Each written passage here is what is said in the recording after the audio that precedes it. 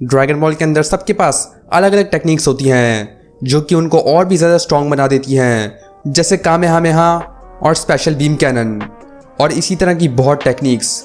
लेकिन आज मैं तुम्हें इन सब में से टॉप 10 बेस्ट टेक्निक्स दिखाने वाला हूँ। लेकिन उससे पहले तुम्हारी फेवरेट टेक्निक कौन सी है वो नीचे कमेंट करके बताओ। और इस वीडियो को शुरू करने से पहले इस वीडियो को लाइक कर देना और मेरा चैनल सब्सक्राइब करना मत भूलना। So let's go. Number 10,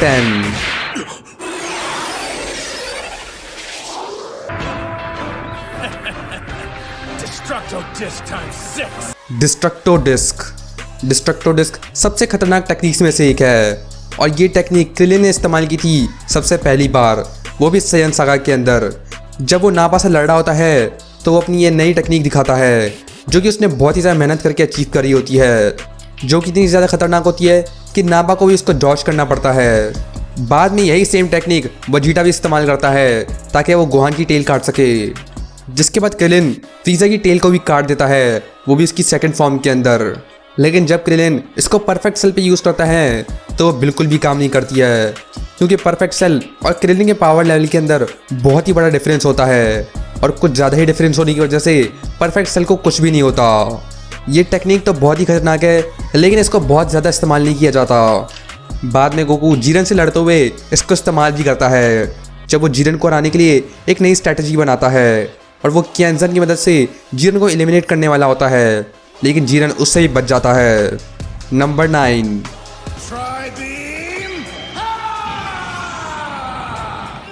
try beam. ये टेक्निक टीएन की है और ये सबसे खतरनाक टेक्निक्स में से एक है। सेल सागा के अंदर जब सेल 17 को एब्जॉर्ब कर लेता है तो वो अपनी सेमी परफेक्ट फॉर्म अचीव कर लेता है, जिसके बाद ऐसा लगता है कि कोई भी उसको नहीं हरा सकता। जबकि टीएन वहाँ पर आता है और वो अपनी ये वाली टेक्निक यूज़ करता है जिससे वो सेल को आसानी से रोक पा रहा होता है। लेकिन इसमें एक प्रॉब्लम थी कि इस टेक्निक को यूज़ करके उसको भी डैमेज हो रहा था। वो सेल को रोक तो पा रहा था लेकिन उसकी बॉडी बहुत ही ज़्यादा डैमेज हो रही थी। ट्राई बीम को इतना इस्तेमाल करने के बाद उसकी हालत बहुत ही ख़राब हो जाती है। लेकिन सेमी परफेक्ट सेल और टीएन के बीच का पावर लेवल बहुत ही ज़्यादा होता है, तो तुम सोच ही सकते हो कि ट्राई बीम कितनी ज़्यादा पावरफुल है। नंबर 8,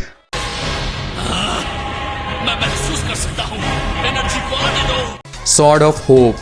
जब फ्यूचर ट्रंक्स ज़ामासु से लड़ रहा होता है तो वो ये नई टेक्निक इस्तेमाल करता है और वो होती है सॉर्ड ऑफ होप, जिसमें वो सबकी एनर्जी ले लेता है बिल्कुल एक स्पिरिट बॉम्ब की तरह, और जो भी बचे लोगों की एनर्जी होती है उससे उसकी तलवार वापस आ जाती है और वो बन जाती है एक सॉर्ड ऑफ होप, जिससे वो ज़ामासु से भी लड़ पा रहा होता है और इसके सामने ज़ामासु भी कुछ भी नहीं कर पा रहा होता है, जबकि वो और भी ज़्यादा स्ट्रॉन्ग बन चुका है फ्यूजन करने के बाद।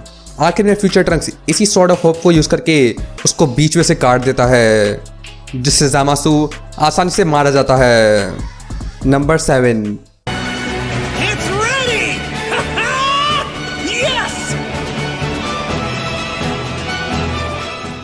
Spirit bomb. सैयन सागा के अंदर जब गोकू किंकाई के पास ट्रेनिंग करने जाता है तो ये नई टेक्निक सीखता है और वो होती है स्पिरिट बॉम्ब, जिससे वो लाइफ एनर्जी यूज़ करके एक खतरनाक एनर्जी बॉल बना सकता है। लेकिन ये सिर्फ उन पर काम करेगी जो लोग बुरे होते हैं, और जो लोग बुरे नहीं होंगे उनको ये डैमेज नहीं करेगी। इसको कंट्रोल करना बहुत ही मुश्किल होता है, लेकिन गोकू ने बहुत ज़्यादा ट्रेनिंग करके इसको कंट्रोल करना सीख ही लिया। जिसके बाद फ्रीज़ा सागा के अंदर गोकू एक बड़ी सी एनर्जी बॉल चार्ज करता है और वो पूरा एक स्पिरिट बॉम्ब होता है जो कि पूरे प्लैनेट की एनर्जी से बना होता है, और वो उसको फ्रीज़ा पर लैंड भी कर देता है, जिससे फ्रीज़ा की हालत बहुत ही बुरी हो जाती है। जिसके बाद बू सागा के अंदर वो अर्थ के सारे लोगों की एनर्जी लेकर एक बहुत ही बड़ा स्पिरिट बॉम्ब बनाता है, जिससे वो फाइनली किड बू को हरा लेता है, जिसको हराना बिल्कुल नामुमकिन था, लेकिन स्पिरिट बॉम्ब की एनर्जी की वजह से वो उसको मार देते हैं।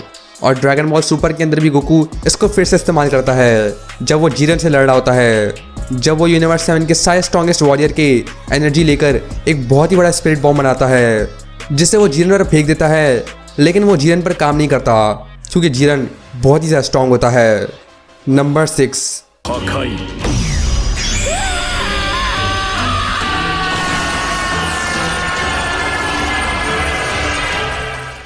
हक्काई।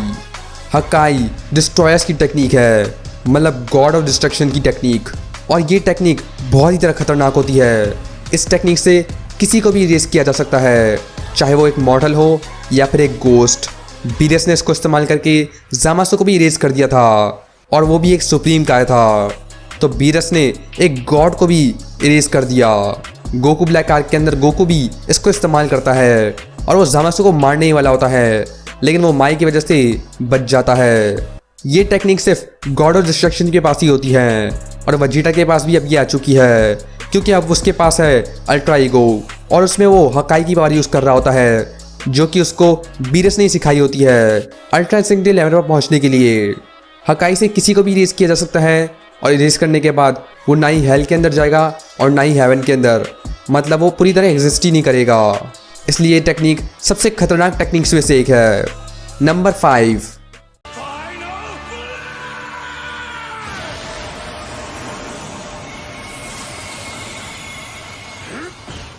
Final flash.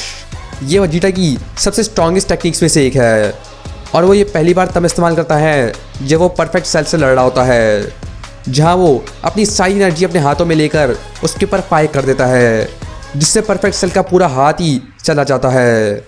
लेकिन पिकोलो की पावर्स की वजह से सेल अपने हाथ को वापस रीजनरेट कर लेता है। बाद में वजीटा इसको यूनिवर्स 6 टूर्नामेंट के अंदर भी यूज़ करता है, लेकिन वो ज़्यादा काम नहीं करता।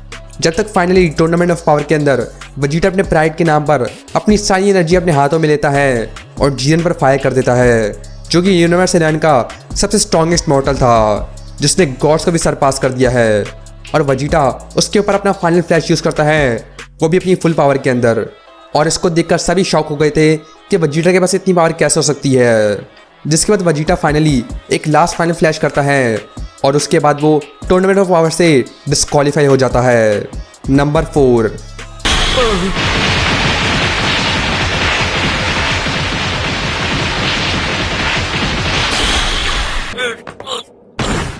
Time skip.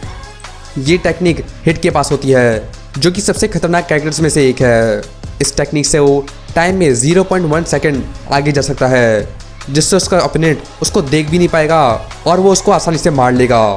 लेकिन गोकू ने इसको भी हराने का तरीका ढूंढ लिया था, जब उसने 0.1 सेकंड के लिए उसको प्रेडिक्ट करने का सोच लिया, और उसकी मदद से वो उसको आसानी से हरा रहा था, और इसी की मदद से वो उसको अच्छी टक्कर दे रहा था।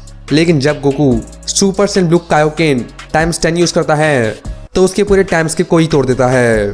उससे पहले हिट ने वजीटा की सुपर सेन ब्लू फॉर्म को भी बिल्कुल आसानी से हरा दिया था, और वजीटा को समझ भी नहीं आया कि उसने उसको कैसे हराया। बाद में हिट इसको डिस्पो के साथ भी यूज़ करता है, जो कि यूनिवर्स 11 का सबसे फास्टेस्ट वॉरियर होता है, और जीरन से लड़ते हुए भी वो इसको इस्तेमाल करता है, लेकिन जीरन के सामने ये भी काम नहीं करता। नंबर 3,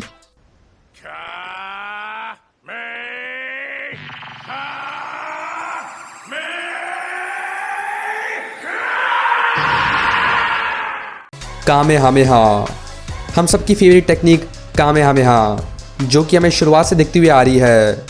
ये टेक्निक सबसे पहले मास्टर रोशी ने यूज़ करी थी, जिसको कॉपी करके गोकू ने भी इसको इस्तेमाल करना सीख लिया था। बाद में जाकर क्रेलिन, यामचा और टीएन ये सब भी कामेहामेहा यूज़ करना सीख लेते हैं, और गोहान भी इसको सीख लेता है, और गॉटन भी इसको सीख लेता है।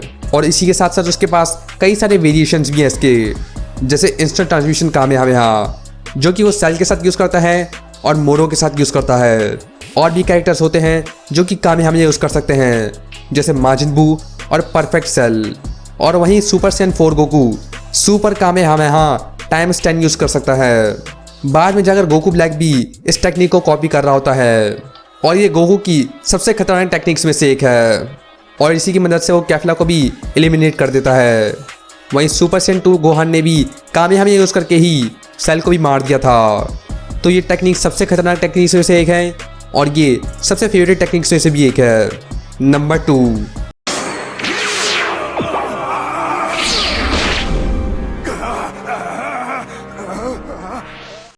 Stardust breaker. ये टेक्निक गोजिटा की होती है, और इसका दूसरा नाम भी है, और वो है सोल पनिशर।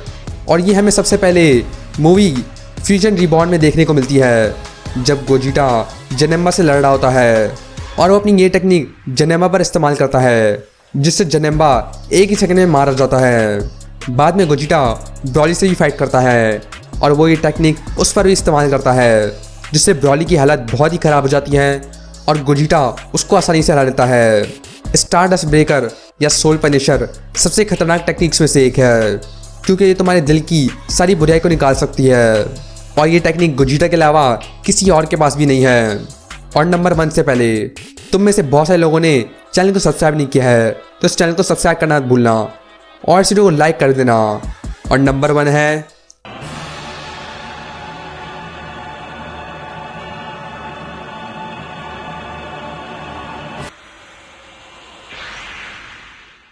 Ultra instinct.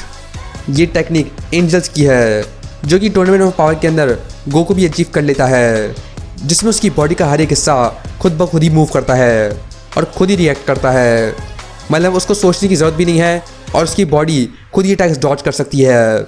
जब गोकू अल्ट्रा इंस्टिंक्ट अचीव कर लेता है, तभी वो जीरन को टक्कर देने लगता है। वहीं उससे पहले गोकू उसको हाथ भी नहीं लगा पा रहा होता है और गोकू 40 मिनट के अंदर ही इसको मास्टर भी कर लेता है और जीरन को आसानी से हरा लेता है। जबकि जीरन यूनिवर्सल लैंड के डिस्ट्रॉय से भी ज़्यादा स्ट्रॉन्ग था और बीरस भी इसको देखकर डर गया था कि एक मॉडल कैसे इस तरह की डिवाइन टेक्निक को इस्तेमाल भी कर सकता है। और जब गोकू इसको मास्टर कर लेता है, तो सारे गॉड्स इसको देखकर खड़े हो जाते हैं और गोकू को रिस्पेक्ट देने लगते हैं, क्योंकि गोकू ने कुछ ऐसा कर दिया जो किसी और मॉडल ने कभी किया भी नहीं होगा। और ये टेक्निक सिर्फ एंजल्स के पास ही होती है, जैसे वीस और ग्रैंड प्रीस्ट। तो नीचे कमेंट करके बताओ तुम्हारी फेवरेट टेक्निक कौन सी है। मेरी फेवरेट टेक्निक है कामेहामेहा। नीचे कमेंट करके बताओ तुम्हारी कौन सी है और चैनल को लाइक कर देना और मेरा चैनल सब्सक्राइब कर देना। और मैं तो नेक्स्ट ड्रैगन बॉल वीडियो के अंदर